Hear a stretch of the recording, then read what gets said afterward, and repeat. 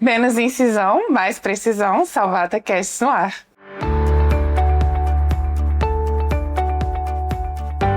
E hoje, dando continuidade à nossa programação de mais detalhes da cirurgia videolaparoscópica, a gente vai dar uma ênfase maior no posicionamento da paciente, naquela primeira parte, na primeira punção, que é tão importante para todo o decorrer da cirurgia. A Bela vai ficar responsável por trazer mais informações sobre esses detalhes para a gente. E lembrar que a cirurgia, ela começa antes mesmo de você fazer a primeira incisão, né? Então, o posicionamento, a gente já falou um pouco sobre as energias, sobre o carro, a torre de vídeo, e o posicionamento é muito importante, tanto do ponto de vista, obviamente, da segurança da paciente, para ela não ter lesões devido a um posicionamento, como também lhe ajudar para uma visualização melhor do seu órgão-alvo. Então, dependendo do posicionamento, as coisas podem ficar mais difíceis do que elas poderiam ser. Então, a gente vai começar falando um pouquinho mais sobre o posicionamento. Então, obviamente, a gente vai proteger a cabeça e a face. Então, lembrar de você fazer uma estabilização central, não lateralizar, não fazer uma hiperextensão da cabeça para a paciente depois não acordar com a cervicalgia. Principalmente na robótica, a gente vai ter que fazer também uma fixação e ter cuidado para o braço do robô não atingir a face da paciente. Você pode usar aquelas espumas como tem evidenciado ali. Pescoços e ombros em posições neutras também. E nos membros superiores a gente vai ter que ter esse cuidado principalmente com o nervo ulnar. Então, para os braços ficarem em posição neutra, ou seja, os polegares para cima, para a gente não ter lesão e ter cuidado para a proeminência óssea também estar protegida na mesa cirúrgica, né? Geralmente a gente usa, além das fixações, né, com esparadrapo mesmo e tal, a gente usa uns tipos de colchões diferentes, né? Tanto pode ser esse da espuminha, como tem alguns que são mais gelatinosos, né, que tem muito na silicone. robótica, né, que ele dá um atrito maior na cama, né, na maca, e a paciente não escorrega e não perde posicionamento, o né? deslizamento, E como ele é exatamente. gelatinoso, assim, ele não causa nenhuma Pressão ferida maior, de pressão, né? Também Ferida na de pressão. paciente. As proeminências E ósseas. tem até a da cabeça, Isso, é uma essa redondinha, dotezinha, né, né? que aí descansa, assim, a cabeça com segurança, né? Para livrar essa região occipital, né, que é uma das zonas de que é uma perigo também, proeminência, de né? proeminência óssea. E aí aqui o Trendelenburg, né, a gente lembrar que fica essa inclinação da mesa para a gente conseguir tirar as alças intestinais da pelve, facilitar também a cirurgia. E se atentar, quando a gente posiciona as perneiras, obviamente tem as perneiras bota, a gente está mostrando aqui na imagem, que são mais práticas no posicionamento, até para durante a cirurgia você modificar esse posicionamento da perna, né? Mas infelizmente tem aquelas perneiras clássicas, aí você vai ter que, né, ter o jeitinho. Que é mais jogado assim, difícil, é bem mais difícil. Às vezes você tem que estender um pouquinho mais a perneira, né, para você ter um posicionamento melhor. E aí, se eventualmente você precisar durante a cirurgia modificar a posição, muito cuidado, que a perna da paciente pode cair De uma vez. Isso, aí pra usar essa posição, quando não é bota, né, aquela perneira convencional, em vez de a gente posicionar aqui, né, na parte posterior da coxa, você vai posicionar aqui, né, nessa face posterior do joelho. Então a gente desce bem a perneira e puxa ela na altura do joelho da paciente. Pra tentar manter os 90 graus, né, só que com a perna mais esticada, não tanto assim, né, Isso. pra cima que nem a bota. Isso, é ruim porque ela vai ficar meio pendente ali, né? Pesa um pouquinho mais na panturrilha, e o ideal da bota é justamente isso. Então, esse ângulo coxa-tronco 170 graus, entre a coxa e o joelho 90 a 120 graus. E na abertura máxima de 90 graus, como a gente consegue ver nessa foto, 60 a 90 graus, para também a gente não fazer uma abdução excessiva, né? Que muitas vezes no robô a gente não consegue fazer essa abertura toda, né? Às vezes é Porque melhor Geralmente isso. fica menos de Ele 90 fica graus. menos. Porque, por causa do próprio robô, que ele vai ali de lado e aí a perna ela atrapalha, né? E a Como gente ele entra na manipula aqui de esquerda, lado, né? Exato. A gente Como ele entra manipula na muitas vezes esquerda de da lado. paciente, a gente fica bem Aí ele consegue Encolhidinho. apertadinho. Isso, exatamente. E aqui também, as nádegas, elas vão estar um pouquinho levemente sacadas da maca, até para facilitar o segundo auxílio, ele conseguir fazer esse movimento e você conseguir antiverter mais o útero e conseguir ter um acesso melhor ao compartimento posterior. Então, se as nádegas estão um pouquinho saltadas, você consegue fazer esse segundo auxílio de forma mais tranquila. Mas deve ainda assim o sacro estar bem apoiado na maca, né? E aí o Trendelenburg, a quantos graus exatamente você deve fazer é meio controverso, você vai ter aquela ali briga, podemos dizer, com o anestesista, quero mais trem, tirar as alças, mas obviamente você sempre vai ter que prezar pela segurança da paciente e vai fazer o máximo que é tolerável do ponto de vista hemodinâmico para ela, né? Então o Trendelenburg poderia estar entre 20 e 45 graus, a média robótica é 28. Patologias benignas, né? Até menos do que 20 graus, no geral, a gente consegue ter uma exposição boa. E o preço fisiológico, como a gente comentou, né? No Trendelenburg, você vai ter que se atentar para a questão pulmonar, né? Então, o próprio gás já vai dificultar um pouquinho essa capacidade, a expansão torácica, né? Como você vai ter o gás comprimido a nível abdominal, aquele movimento diafragmático já fica mais comprometido, né? E ainda mais tendo o Trendelenburg, então é um dos cuidados que tem que ter, pulmonar, cardiovascular e o crâniofacial. Pronto, essa parte aí que eu tava falando, daquela gelatina que a gente consegue fixar bem nas robóticas, né? O interessante era que a gente conseguisse em todas as outras de vídeo também. Porque, como tu tinha falado no slide anterior, até aquela parte que a gente tem que sacar um pouquinho a pelve dela, quando eu coloco essa gelatina, eu evito que ela escorregue, porque sempre escorrega, nem que seja um pouquinho, você né? vai contar com centímetros. Mas aí você né? segurando ali na gelatina, você escorrega o mínimo possível e você mantém a paciente segura o procedimento todo. E esse espaço da manipulação é extremamente importante, né? Porque se eu perco esse ângulo para eu conseguir rebater o útero do compartimento posterior, eu não consigo fazer a cirurgia endometriose, E por principalmente no robô, que é impossível que a paciente se movimente, né? Assim, que caia um pouquinho ali. não pode. A precisão do movimento, ela é importantíssima. Então, a gente não pode mexer 1 milímetro da paciente. Então, por isso que tem todo esse planejamento. E aqui fala um pouquinho mais das lesões específicas, né? Que a gente falou, como tem que ter cuidado com o nervo ulnar, que vai ser posicionamento dos cotovelos. Se você não fizer posicionamento adequado, a paciente pode ter essa parestesia no quarto e no quinto dedo, né? Então, ela fica com aquela garra ulnar. É uma coisa que a gente preza muito, né? O posicionamento dos braços, né? A gente sempre checa várias vezes, faz aquela manobrazinha com as passadeiras, né? De lençol para ficar a mãozinha reta. E é importante também que ali eu tenho toda a monitorização da anestesia, né? A gente usa aquela PAI que não é invasiva, né? Então, tem um monitor no dedo da paciente que ele vai dar todos os dados e que se ele me movimentar para o lado, para o outro, eu posso perder essa monitorização importantíssima durante a cirurgia. Então, não é só para ela não ter lesão, né?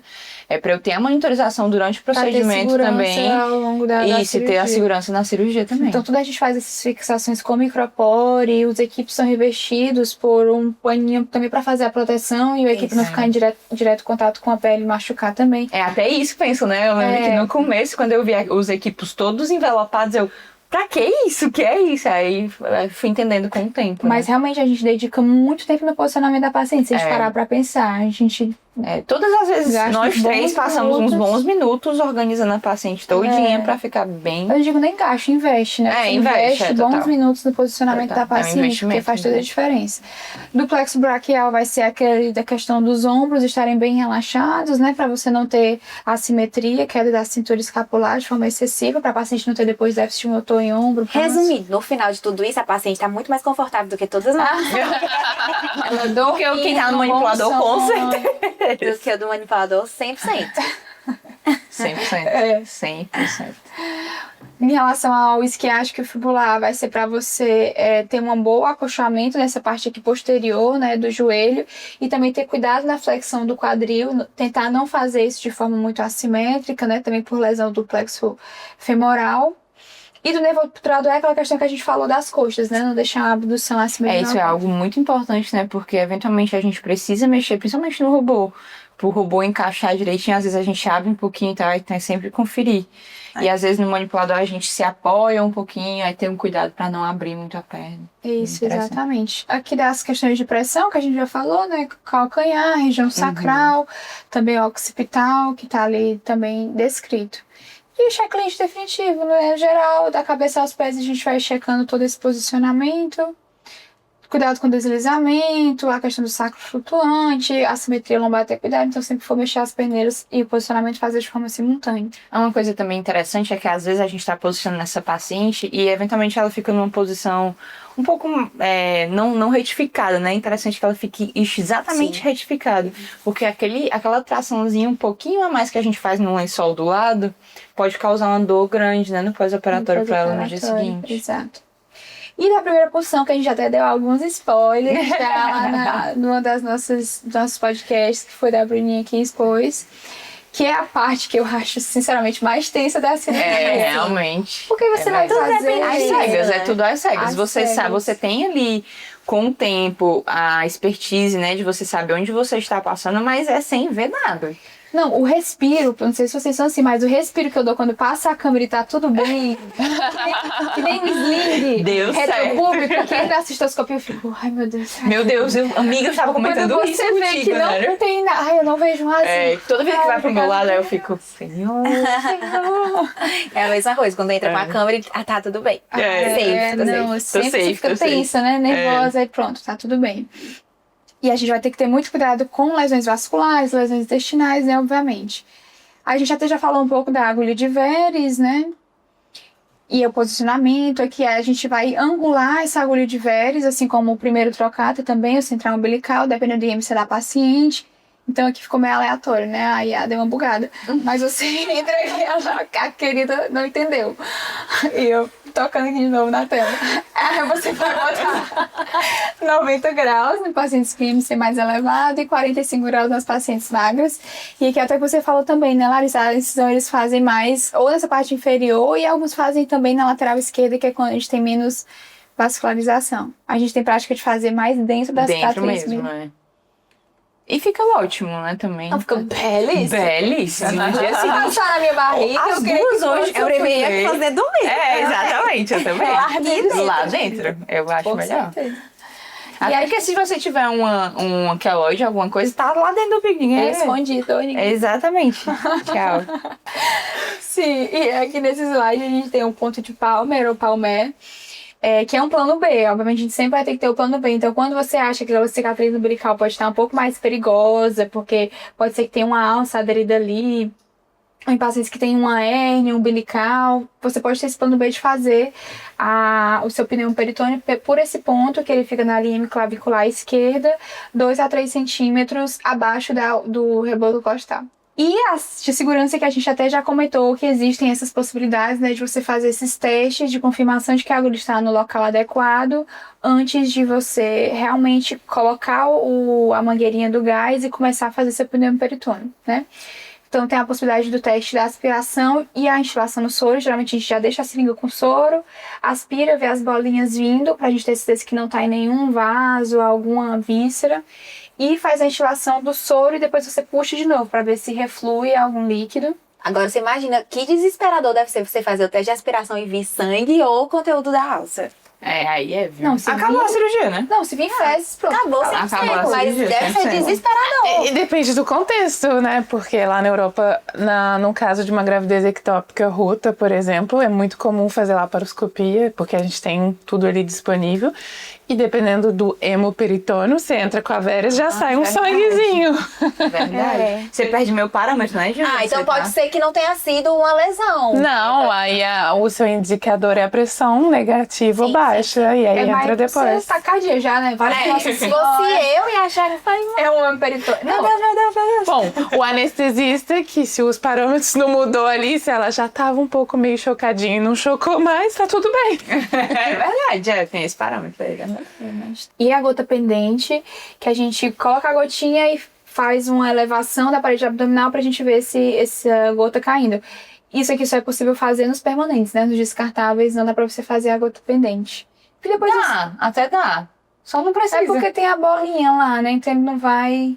Mas às vezes até faz, se tiver o válculo direitinho. Se for negativa, a pressão abdominal faz. Se for zero, não vai fazer. No geral, a gota pendente no dia a dia a gente não faz muito, né? A gente usa mais a seringa, faz aspiração e instilação de soro. E o da pressão inicial, como a gente falou, negativa ou zero em pacientes com IMC mais baixo, pacientes com IMC mais alto, ele pode chegar até 4 milímetros e ainda assim está normal. A gente insufla 12 a 15, o fluxo geralmente é variável, mas durante a cirurgia a gente costuma deixar uns 40 litros por minuto. E o cuidado do pneu peritônio, obviamente a gente vai querer que essa paciente fique hemodinamicamente estável, a insuflação é lenta, gradual. E o posicionamento do primeiro trocado, né? Tem algumas também é uma parte técnicas. tensa pra mim. É uma parte tensa, porque a gente, tudo bem, já foi com a agulha de Veres, vi que a pressão tava ok, legal. Agora eu vou com trocada também, tô indo às cegas, né? Tira a agulha ali, tô indo às cegas. Então também é uma parte tensa.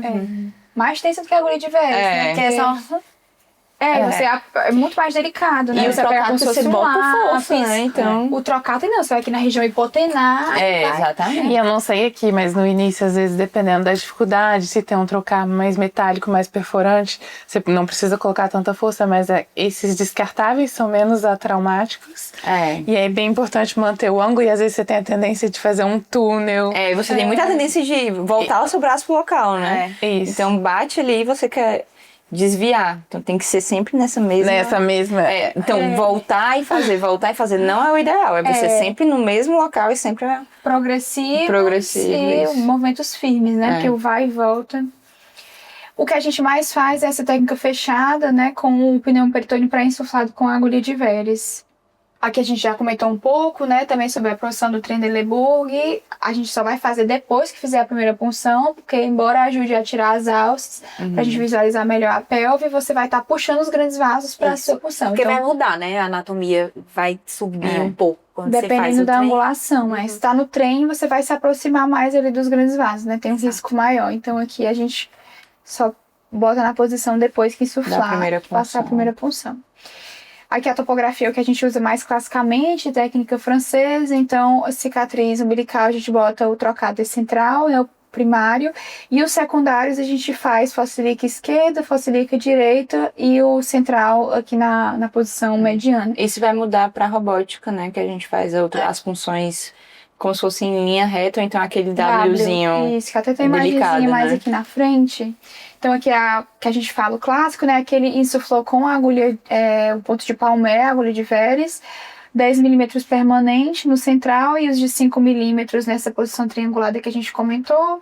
Aqui a gente geralmente mede um punho, né? Que seria os 8 a 10 centímetros. Vocês fazem diferente lá? Não, essa é a mais clássica. Né? O que eles não costumam... Bom, isso depende muito do cirurgião e do hospital, mas tem gente que faz uma open, em vez de entrar com a Veres, vai dissecando ali. Sim, às vezes a gente faz também, mas é bem raro. Mas é quando falha, mas né? É quando a gente falha faz a Veres. isso no meu hospital. Quando falha a Veres, a gente faz aberto.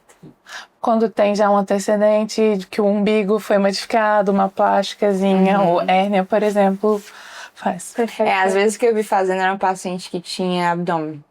As duas vezes que eu vi foi abdominoplastia. No fellow, né?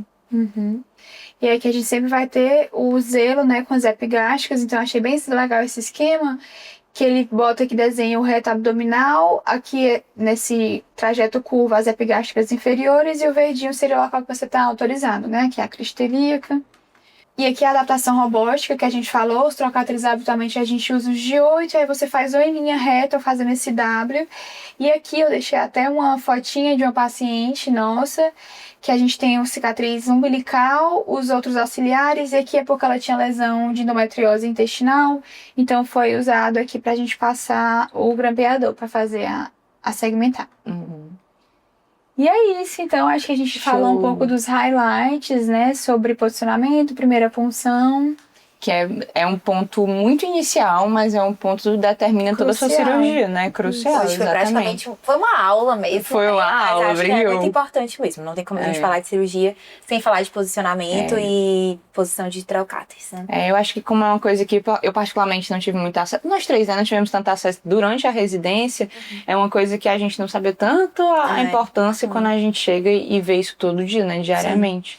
E muitas vezes a gente vai só vendo o que, é que os outros estão fazendo, a gente nem no modo automático, né? Sem pensar o que está acontecendo ali. Então eu ajudava muito porque eu tenho esse senso de tentar ser proativa, mas assim, eu ia imitando, fulano. Mas não saber o motivo, né? Do que tá fazendo aquilo. 170 graus, coxa, o tronco, os detalhes. E a gente vê o quanto faz diferença para paciente no pós, né? Vendo ela no dia seguinte. E no próprio intraoperatório, para você ter uma exposição adequada. Para você ter um conforto também de manusear, de manipular paciente. Exato. Ter aquele ângulozinho pra você ficar encaixado ali também é importante pra você, né? Então, assim, a gente vai realmente entendendo o motivo e vendo na prática que realmente faz toda a diferença.